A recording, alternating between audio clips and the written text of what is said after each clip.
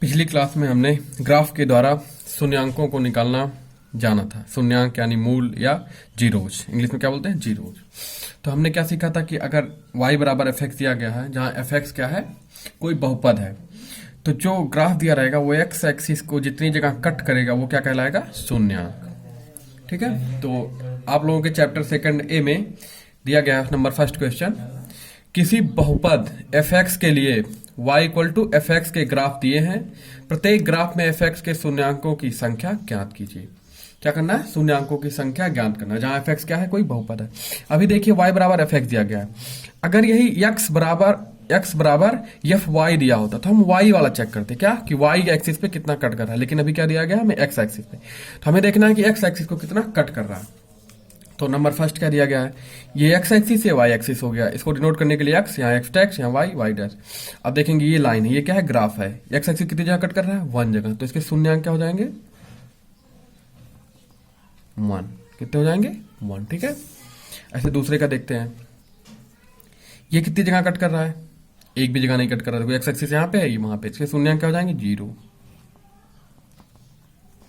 मतलब इसका कोई भी शून्यांक नहीं होगा। ठीक है, अब नंबर थर्ड देखते हैं, ये कहां पे कट कर रहा है, एक जगह कट कर रहा है, तो इसके शून्यांक क्या हो जाएंगे, 1। जो जितनी जगह कट करे या टच करे उसके शून्यांक कहलाएंगे। फोर्थ में देखते हैं, ये ग्राफ है, एक जगह, 2 जगह, कितने जगह कट कर रहा है, एक्स एक्सिस को 2 जगह। ठीक है, इसके शून्यांक कितने होंगे, 2। ठीक, नंबर फिफ्थ देखते हैं, ये देखिए कितनी जगह कट कर रहा है, यहां से जा रहा है 1, फिर आया एक्स एक्सिस 2, फिर जा रहा है 3 जगह, कितने जगह, 3 जगह। इसको देखिए, ये जो है एक यहाँ टच कर रहा है, यहाँ से जा रहा है, यहाँ क्या है, 2 जगह, कितने हो गए, 2। तो मैंने 6 क्वेश्चन बता दिया है, इसमें 9 है, आप लोग 3 कर लीजिएगा, अगर आप किसी को कोई दिक्कत लगे तो मैसेज कर दीजिएगा। ठीक, तो आपको क्या जानना है, अगर y equal to f x दिया गया है तो हम एक्स एक्सिस को देखेंगे, लेकिन x equal to f y दिया होता तो हम y एक्सिस को देखते। ठीक है, तो शून्यांक हो गए, फर्स्ट में कितने हैं, 1, सेकंड में कहीं नहीं टच कर रहा है तो 0, थर्ड में एक जगह कर रहा है 1, फोर्थ में 2 जगह कर रहा है 2, फिफ्थ में शायद 3 जगह कर रहा है 1 2 3 हो गए, और सिक्स में 2। ठीक है, चलिए इसके आगे देखते हैं हम। इसके आगे आप लोगों के चैप्टर में दिया गया है, किसी बहुपद के शून्यांकों और गुणांकों में संबंध। गुणांक क्या होते हैं, कोफिशिएंट, क्या होते हैं, कोफिशिएंट। और शून्यांक जो हम फाइंड करते हैं, जैसे x मैंने बताया था, शून्यांक क्या हो जाएंगे, कि दिया गया है x square minus 4 equal to 0, तो इसको आप लिख सकते हो x माइनस 2 और x प्लस 2। तो इसके शून्यांक क्या हो जाएंगे, x बराबर 2 एंड माइनस 2, ये इसके क्या हो गए, शून्यांक। और गुणांक क्या होंगे, जो कोफिशिएंट होते हैं इसके, इसका गुणांक क्या हो गया 1, x के पावर 0 का गुणांक क्या हो गया 4। इनके बीच में हमें रिलेशन निकालना है, क्या करना है, रिलेशन निकालना है। तो पहले हम क्या करेंगे, मान आपको 2 घात, पहले 2 घात का करेंगे, किसका, 2 घात का। घात मैंने बताया था पिछली क्लास में क्या होता है, जो पावर होती है x के वो क्या कहलाती है, घात। हमने माना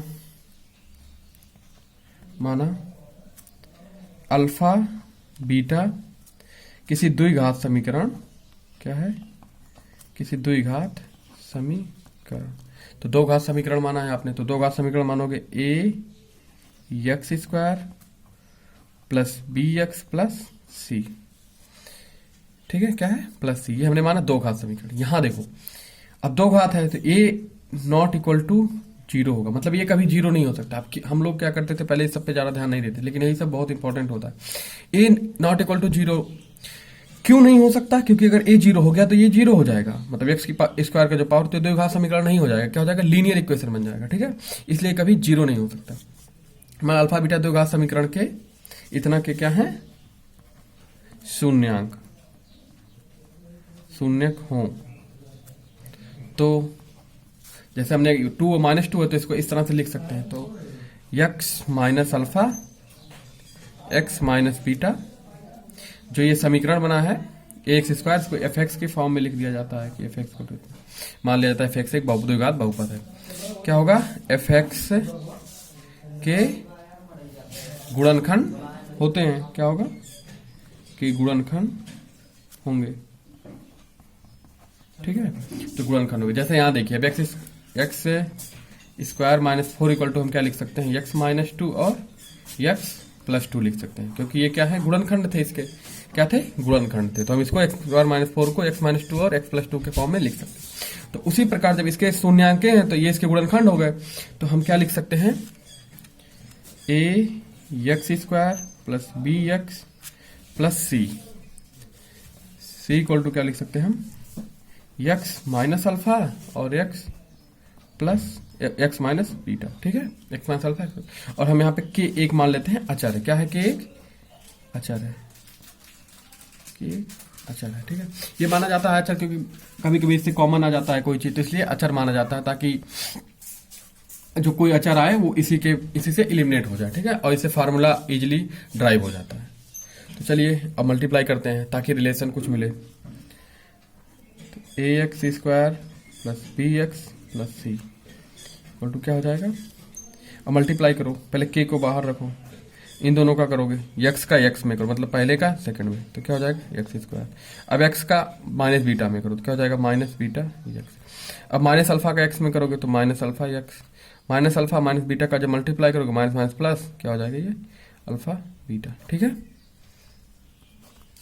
अब देखो a x square plus b x plus c, ठीक है, इक्वल टू क्या है, के बाहर है, x स्क्वायर। अब अल्फा बीटा है, यहाँ पे क्या है, अल्फा बीटा, यहाँ से क्या हो जाएगा, माइनस एक्स आप बाहर निकाल सकते हो, माइनस एक्स निकाल लोगे तो क्या बचेगा, अल्फा प्लस बीटा, ठीक है। यहाँ पे क्या है, अल्फा बीटा, ठीक है। अब देखो a x square plus b x plus c, अब के का मल्टीप्लाई करो, k x square minus k x alpha plus beta plus k alpha beta, ठीक है, के अल्फा बीटा। हमने क्या किया, के का मल्टीप्लाई किया, के एक्स स्क्वायर, फिर के का इसमें किया minus k x alpha plus beta, फिर प्लस के अल्फा बीटा, ठीक है, मतलब बस ये हमने मल्टीप्लाई किया है अभी। चलिए इसको रहने देते हैं यहीं पे और आगे दूसरी पेज में देखते हैं ताकि आप लोगों को समझने में दिक्कत ना आए, ठीक।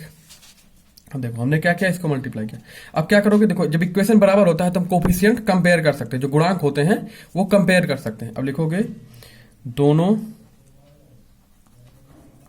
तरफ गुणांक को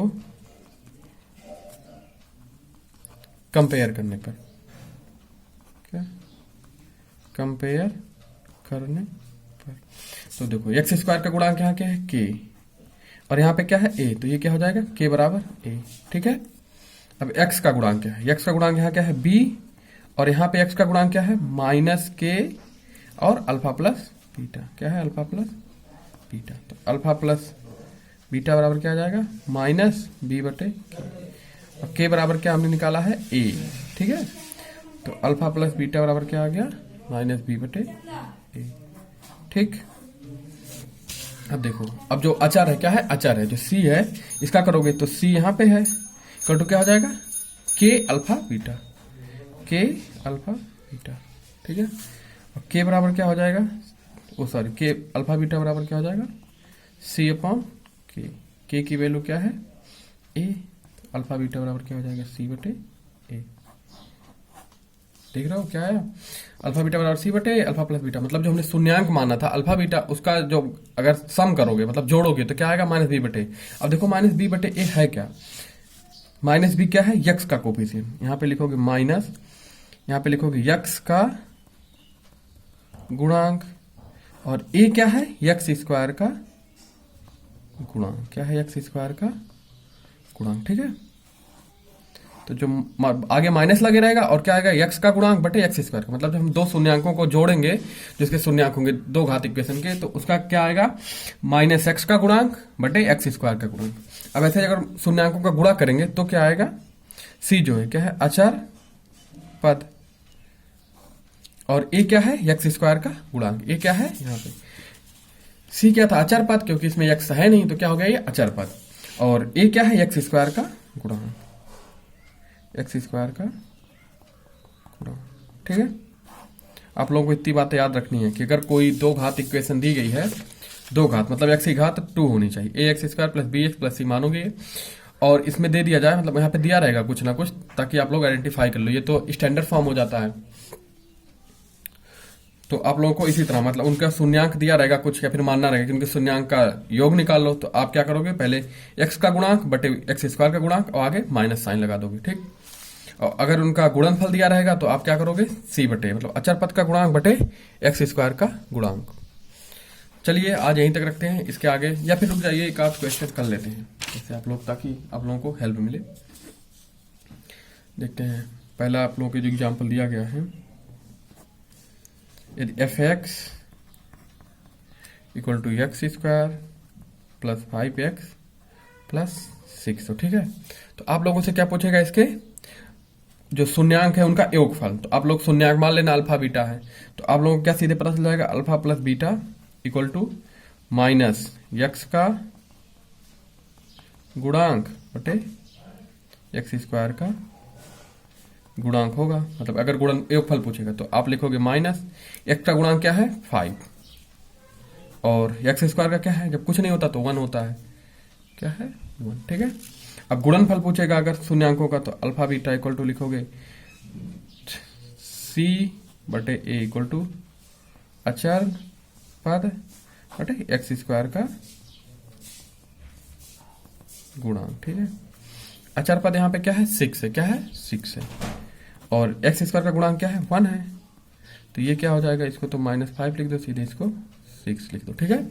अब जब आप इसका फैक्टर करोगे तो फिर जो शून्यांक आएंगे उनको अगर जोड़ोगे तो -5 आएगा और गुणा करोगे तो 6 आएगा, ठीक है। चलिए अब आज यहीं तक रखते हैं, फिर नेक्स्ट वीडियो में देखेंगे आगे।